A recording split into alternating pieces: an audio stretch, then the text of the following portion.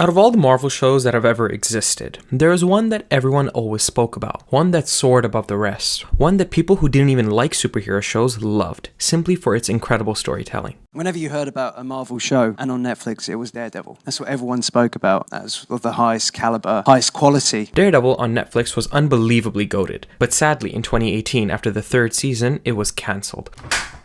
Are you kidding me? Are you seriously kidding me? You can't blow the whistle there! Followed by an uproar from fans, in 2021, Daredevil, or should I say Matt Murdock, showed up in Spider-Man No Way Home, which left fans ecstatic, but also yearning for more. He did show up in She-Hulk, the less said about that the better, and eventually Echo, a more or less forgettable show. But finally, in 2022, it was announced that Daredevil would be making his official comeback in his own new series titled Daredevil Born Again. Interesting to use this title since elements of the Born Again comic were adapted in season 2 and mostly season 3 of the Netflix show. So what was this going to be about? Fans would find out in March of this year, and unfortunately this show is not nearly as good as what its predecessor was, despite the IMDb rating being so close to it. It's a show that fans were extremely excited for, but also incredibly hesitant given how badly the MCU has fallen from its golden days. So what went wrong? Let me just address quickly why it's such a mixed bag of a season. Daredevil Born Again was slated to have an 18-episode season with a drastically different plot than what we got now. I'm pretty sure Vanessa was recast. None of the original cast, aside from Kingpin and Daredevil, were a part of it. It just didn't sound promising, and many of the crew felt the same, including John Bernthal himself. So Born Again was delayed and brought on Loki Season 2 writers Moorhead and Benson to overhaul the series. That left us with what we got now, Frankenstein mashup that is unfocused and tonally dissonant. Let me know what you guys think of Born Again down below before I get into it. Please leave a like and subscribe while you're down there. Let's begin with the good things about this show. There aren't many, but there are definitely some that need to be commended. You see, it is clear to anyone that Episode 1, Episode 8, and Episode 9 were created by the new team. You can see this alone from the cinematography, the great dialogue, and how the Netflix era of characters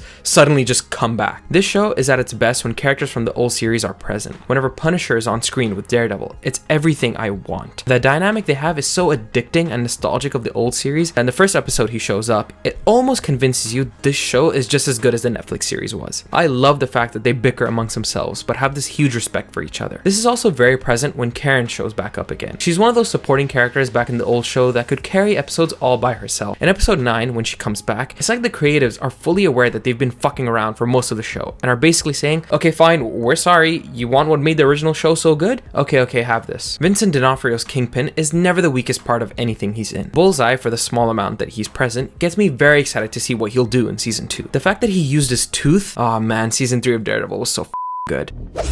But that's all the positives I can think of. Let's go to the real meat and potatoes. Let's go to why this show is a complete mess. For one, the side characters are the most inconsequential characters I have ever seen. It's insane to even call them characters. Kirsten barely has any scenes for you to get to know her. This guy Cherry, supposedly Matt's detective partner, is beyond useless. Why didn't they just bring back Detective Mahoney and be done with it? How are we supposed to be invested in this relationship when we've seen absolutely nothing they've done together? And oh my god, his girlfriend is by far the worst character in the show. She has the most ADR lines out of anyone in the show.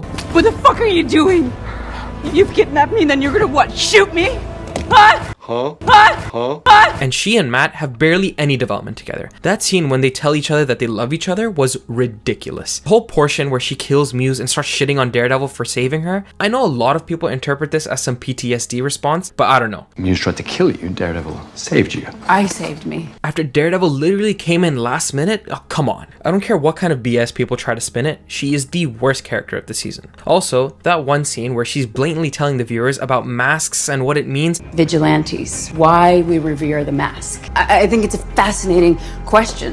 What about a mask? Does it hide us and give us permission to do things that are legally and socially taboo, like violence? I mean, does a mask allow us to be our true selves, or does it strip away our identity and allow us to act like animals? Oh, thank you, show. I definitely did not get any of the similarities that you're clearly telling to my face. Even her ending was just strange. Why is she gonna go work for Fisk after all the BS her boyfriend, someone you supposedly loved, told you that he's unhinged? Did everyone forget what this guy's been doing for the past 3 seasons? Sure, maybe it's because of him calling her Karen after getting shot. Again, just not enough development for their relationship. Now, while I recognize that episodes 1, 8, and 9 were great watches, episodes you you could put up there with the Netflix series, this does not account for the ridiculous issues surrounding the entire season. Remember how good Agent Ray Nadeem was? He had such a profound impact as a one-off one-season side character. He got to see his family, see his conflict as he is forced to work alongside Fisk, and see how he sacrifices himself in the end. He was giving us information that saved lives. While he was taking lives. While he was taking over the city. Well, what the hell are you doing?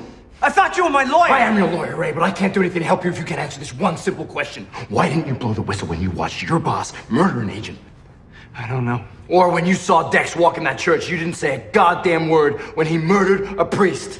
I don't know. Then why are we here? Because I took the damn faith! Fans still love him, and when you compare him to the bland side characters of Born Again, it's like they took a bunch of amazing fried chicken, washed it under cold water in a sink, and dumped it in front of you. Unfortunate though that his death literally meant nothing, because hey, Kingpin's back. As a comic reader, it didn't bug me that much whenever Kingpin always showed up back again. I think though, because of how well Season 3 wrapped up the Fisk storyline, because of how satisfying and cathartic the conclusion is, I beat you! undoing all of that in Born Again just doesn't feel right. That's a conversation for another day though. I didn't even bring up Muse. You know why it took me this long? Because he went out like nothing. Marvel yet again wasted another potentially amazing antagonist. I absolutely despise how Matt becoming Daredevil again is something that is portrayed as this spontaneous, wacky moment.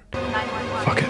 I'm not saying there wasn't build up. There is. But I never felt this triumphant release. The oh shit, he's back. I felt none of it. I'll close off with this. I thought the ending was good until I realized that it was a glorified season 2 trailer. When Matt says, We need an army. oh yes, the Defenders are coming back. Give me them all. Then we see Cherry. Man, I really hate Sony and all this legality bullshit. I wanted to see Spider-Man doing something during the blackout. You're a fraud, Spider-Man! Daredevil and Spider-Man's dynamic is something fans have been wanting to see for years on the big screen. I loved seeing them in the old 90s animated series going against Kingpin together, but not having any of these interactions is slowly killing me. Cosmonaut said it best. It doesn't really feel like I'm watching Daredevil Season 4. This is Kingpin Season 1, featuring Matt Murdock, the wacky blind lawyer. The mid-chunk of the show is filled with Kingpin's plot that has nothing to do with Matt Murdock's. Daredevil barely shows up in the show, and some of these episodes are so disconnected it feels like a waste of time. Also, me personally, I just don't like this clean and colorful Disney Plus filter they've put over the show. The original show had so much sauce. It felt gritty and dark. When Punisher says, Look around, Red. This city, it stinks. It's a sewer. It stinks and it smells like shit, and I can't get the stink out of my nose. and for a small portion of the show, I was like, yeah, Punisher's right. The city. In Born Again though, I don't have that same feeling at all. Now this isn't a huge deal because this filter is still present in episode 1 and it can serve as a new chapter / era for Daredevil. It differentiates it from the original show. This is just a subjective thing for me. I do also like that Daredevil is doing acrobatic shit and using his billy club to swing. He's supposed to be this agile. What I do hate though is having his CGI being so shit. Come on Disney, stop being assholes and pay your artists. Overall, since the new writers are working on season 2 from the jump, I am excited for it. But anyone who tells you that Born Again is peak fiction or on par with season 2 of Daredevil, the season that most fans agree is the weakest out of all the Netflix seasons, is just plain wrong. Do not listen to the IMDb ranking. This show is a 5.5 to a 6 out of 10. Am I being too harsh? What would you rank all the Daredevil seasons? Let me know down below. Please leave a like and subscribe for more content like this, and thanks for watching.